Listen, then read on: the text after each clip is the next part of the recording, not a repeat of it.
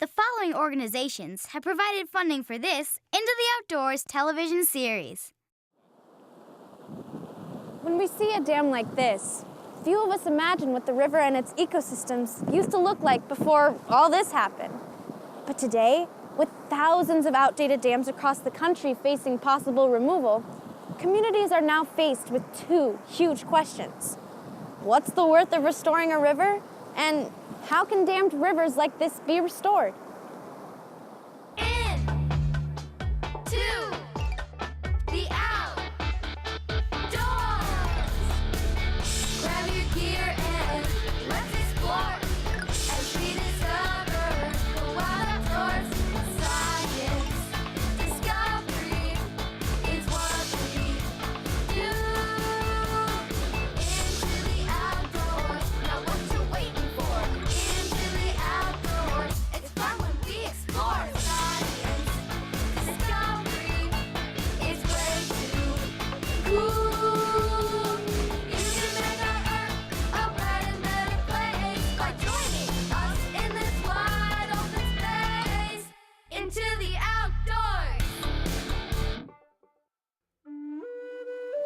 What's the worth of restoring a river? And how can dammed rivers like this be restored?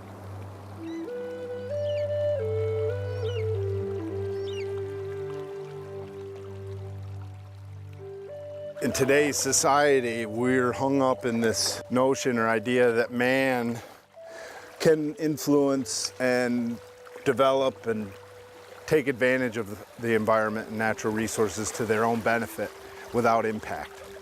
The fact or the concept that everything is integrated, everything is connected and interrelated, and when you unravel one component of that system, you have problems that ripple down through the system into the future through time and space. If the river could talk, the river would say to us, let me flow, let me splash. Let me do what I should do. This is my blood. This is flowing through my veins. I'm part of an entire environment, and I have a part to play in that. And I can hear her giggling, but I also hear the birds, and I hear the life that's around here. They all had a voice, and somebody would listen to that voice. They would say, miigwech. In our language, we say thank you. They'd say miigwech for listening to us, because maybe now you'll understand how important it is that we live here and how tied together we all are in this place we're at. Why not listen to what it's saying?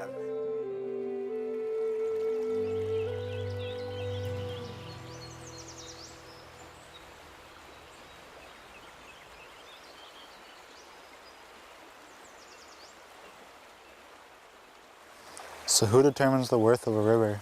It depends on who you ask.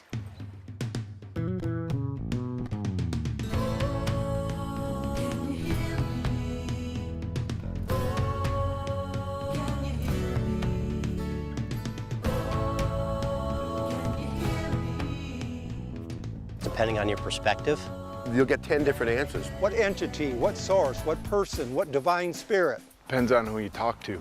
I think people collectively have to make that decision. If you're asking a question to a human being, the worth of a river is whatever relationship you have to it. Cold water fisheries is really my thing. I fish for trout, I fish for steelhead.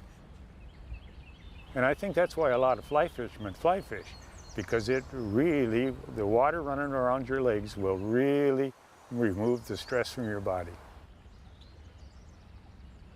And you don't hear anything but water. Maybe you'll hear birds, a little bit of wind in the trees. You'll never find that in the confines of a city, so it's priceless. There's just no price you could put on something like that.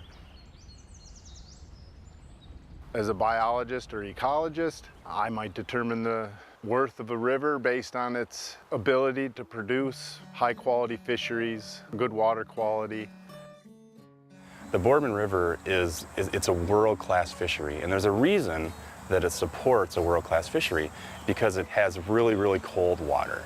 And cold water streams are relatively rare throughout Michigan.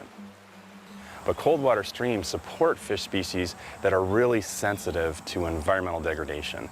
Think species like trout and grayling and sculpin and things like that.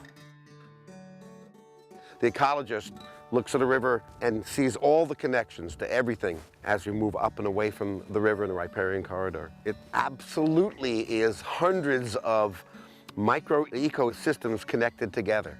You would have to convince me that a river was not a living thing, and I don't think you could do that. Upstream, there may be the very passive, quiet area, possibly people just enjoying nature sitting there or kayaking down silently. Downtown, we have the social impacts, where we have a different type of use of the water. You have the activity of the bridges going over, people looking at the water, people playing in the water, again, kayaking, a lot more interaction and development around the water.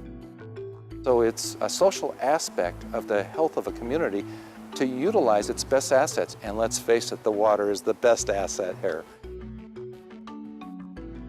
When you look at this river at a community standpoint, it flows right through the center of town. I mean, this river is the heartbeat of Traverse City. I mean, even though it's urbanized, it's still a gem. Oh, darn it, I just had a bite.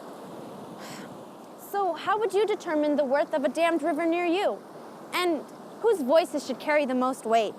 Find out when we return. I'm gonna get them this time. When people built dams for electricity, they didn't give much thought into what might happen 100 years later. But now that it's 100 years later at many idle dams, we're forced for the first time to ask, how do we balance the needs for humans and this river's ecosystem? We determine the worth of the river. We the people, not necessarily the riverfront owners, the kayakers, the canoers, the tubers, the fishermen, the swimmers, the hikers. We all should have a voice in it. We the people. We the people. Who has the right to decide? I think that really demonstrates a fundamental difference between tribal culture and views of natural world and, say, the European or non-native. There's the difference in the values of where we are. In dominant society, there's God, then there's man, and then there might be the trees, the rivers, mountains, plants, and the animals. In our Anishinaabe way of life, there's the Creator. Then there's the mountains, the plants, the rivers, the trees, the animals, and then there's us two-leggeds. All of this was put here before us. So all of this life here is to help us live our ways as a good person, because we were put here to take care of it, not abuse it, not misuse it, but respect it and take care of it so that it's always here to take care of us. The worth of a river on its own accord is something far beyond the tangible pieces that we as humans can understand. Who do we ask? Nobody asks the river. Nobody asks the eagle, the otter, the beaver, the deer, the birds. The river is speaking to us, and that's what the Native Americans listen to, is Mother Earth. And all life is sacred. And we think that it's really important that we allow the river to have a voice in our community for future generations. Because it has given us life, and it's given us all these generations of human beings that have lived here for millennia after millennia.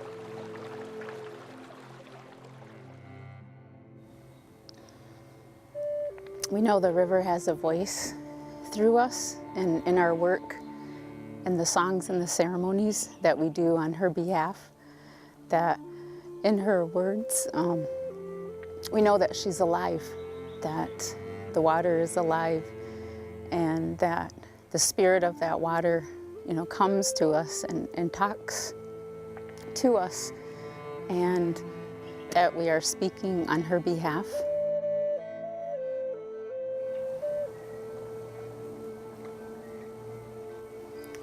She's happy that we're here today. You can hear her gurgling and bubbling over there, and she's talking. And she's helping us to heal. And so when I listen to her, she's happy, and I can hear her laughter. And she's coming back alive, and she's here for us today. And I'm really grateful for that. And when we sing to her songs, I think of her as a female spirit. So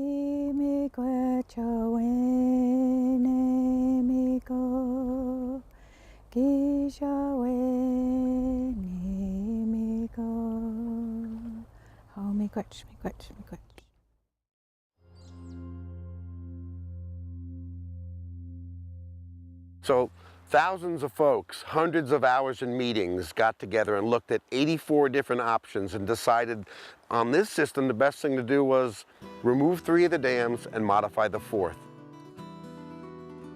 It was the city and the county's decision to take the Boardman River Dams Committee's recommendation to remove the dams.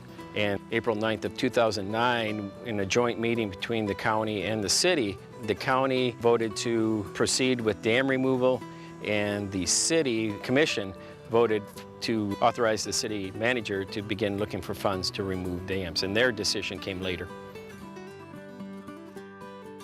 It really is a dichotomy that we saw here. 94 years ago, humans built this dam for their own purposes, for their own monetary gain, and to give themselves energy in town. Now, 94 years later, we're removing it because we realize that we need to restore the systems that give ourselves and this area the lifeblood that it deserves. We need to have this water flowing free again. There's a lot going on here. So how do we sort out the combination of emotion, science, and facts? We'll wade into them when we return. How do communities facing dam removal consider all the emotions of various stakeholders in combination with the science and facts? Then, how can they ultimately come up with a plan that serves both the public and this river's ecosystem? This sounds like a real challenge.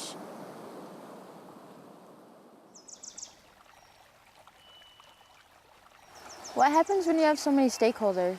Yeah, they all want something different. Is this on? Maybe you better shut it off for a second. And it'll just blow your mind as to how a committee could... Totally ignoring the surveys that said, we the people want... Fishermen are going to lose because the kayaks are going to push it. A little piece of paradise will slip through our fingers. We had no control. It's wrong in so many ways that it's... Most people think that a project that's removing 3 dams and modifying a 4th is a big physical project, but really it's a people project. But I think, what is the impact of what we do here to the other 2 dams? It was the 4th time in history since those dams were built that the community had a discussion on what should we do with the dams. So the community wasn't really ready to address an issue of this magnitude using the same process that we've always used to address these issues. It was absolutely critical for us to actively engage everybody and anybody that wanted to participate in this process. So instead of a top-down process where there's a decision maker at the top and sometimes input's taken from the bottom, we flipped it. So everybody that wanted to be involved, they could take an active role in not only the outcome, but forming and shaping the outcome. You have no idea what is being stolen through this organized group of people, not their fault. As you can probably imagine, there was a camp, a silo of folks that were adamantly opposed to doing anything regarding the dams. They wanted to keep them, they wanted to continue to operate hydropower. And most participated in public event that I've The river provides us hydroelectricity. The smart person says, use them to their fullest. Use them until you can't use them anymore. We're turning our back on the most logical, natural thing that we have. We're going to be beating ourselves for not having taken the time to study, should we have saved them, because it's going to be cost prohibitive to restore them. And we're going to have left ourselves with a limited source of energy. Keep in mind that the system of dams here were really low maintenance as by design originally. Single person that took care of them all. They're self-maintaining. You know, whether or not it was really cost effective to produce it is a function of numbers. We knew that there was a lot of passion. We knew that there were a lot of opinions out there, and we not only encouraged, we actively sought out diverse opinions. The Brown Bridge Advisory Committee was a committee that was formed by the city to advise the city manager on issues concerning the Brown Bridge Quiet Area. It was very obvious to me that anybody from the public who had anything to say that was opposed to the dam removal project were not treated the same way as people who were in favor of it. And so the whole thing was biased towards dam removal right from the very beginning. It just made me feel helpless. Made me feel helpless. We would send them certified letters. We would go to their homes and almost bug them, you know, say, and give them flyers, say, please come and give your thoughts and give your opinions. One of them was property owner issues and property owner rights, because that was a big question that a lot of folks had. If the dams are removed, what happens to my property rights? What happens to my property value? I've lived here for 26 years, knowing that it was a nature preserve when I bought it. The commission decided that they wanted to remove the dams, and we tried to save it because it's part of a nature preserve. It's been dedicated to the people. There were hundreds upon hundreds of questions that were never answered until like the last day, and then there was never any time for the people along the river, the homeowners, property owners, to rebut any of their conclusions to these questions. And that's the way it ended. They're gonna remove them. We didn't have anything to say about it. And our little piece of paradise was slipped through our fingers. We had no control. Instead of the river's edge being 45, 50 feet away from the front of my house, now it's 650 feet away from the front of my house. I have no frontage. There's no compensation. It's disheartening for sure. There's nothing you can do about it, and you're watching everything die around you. Yeah, it tore a piece of me right out. Well, there's always two sides to every story. Grand Traverse County and the city of Traverse City really made a leap of faith.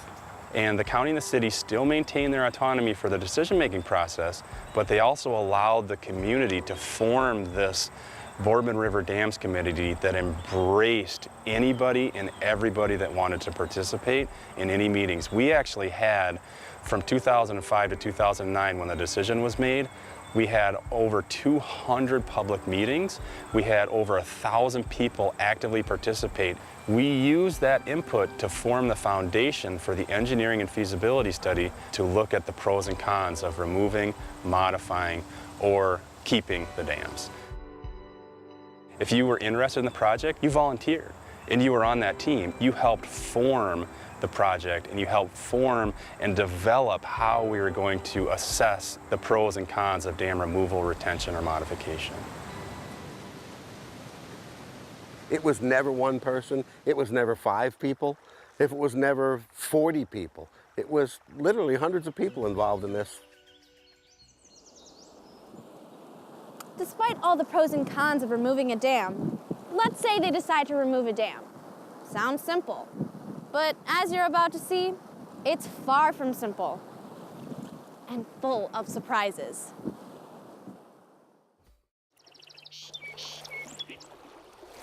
I wonder what it takes to restore a river. Can it even really be restored?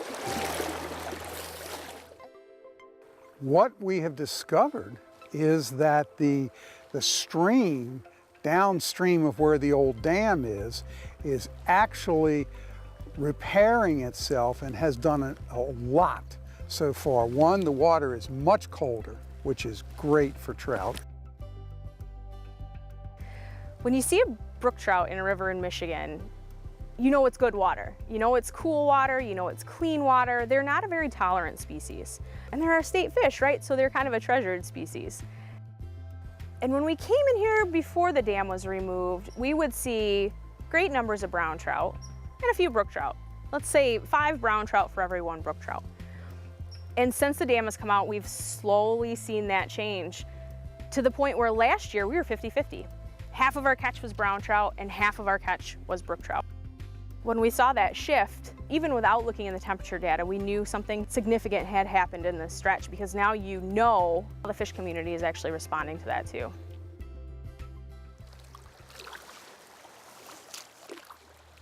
Sure, we care. But if you don't paddle or fish this river, why should anyone else care what happens here?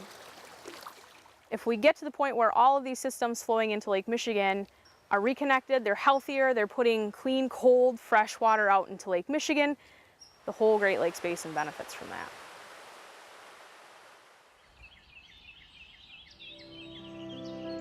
You know, I think it's a huge testament to just how dedicated to natural resources the tribe is, and they don't hold a grudge against the fact that hundreds of years ago their community was displaced from this region in order to build the things that now we're trying to undo.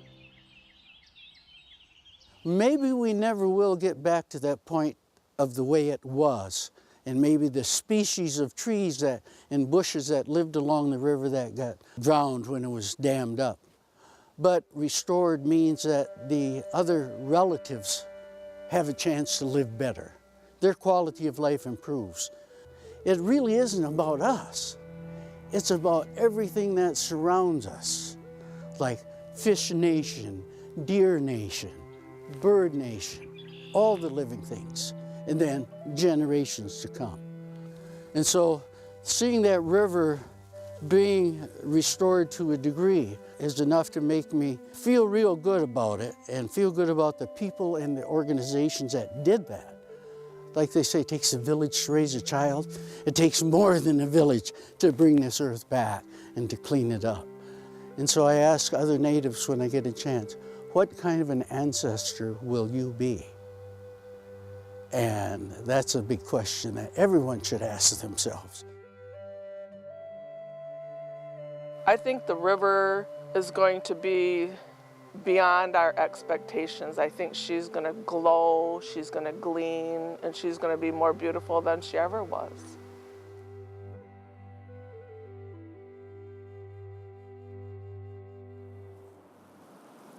The next time you see a dam, we bet you'll think about all the things that humans forgot to consider when they built it 100 years ago. You might also consider what communities now face at the challenge of removing those dams today. See you next time on Into the Outdoors. We do it for the water, for the sons and daughters. Do it for the water, 'cause water is life. 7 generations running out of patience. Big corporations causing hydration. Tired of broken treaties, tired of all the greedy. Taking never feeding, Mother Earth is overheating. Don't hurt me, brother, when I stand for our mother. Gotta love each other, take good care of one another. 'Cause water is life. The following organizations have provided funding for this Into the Outdoors television series.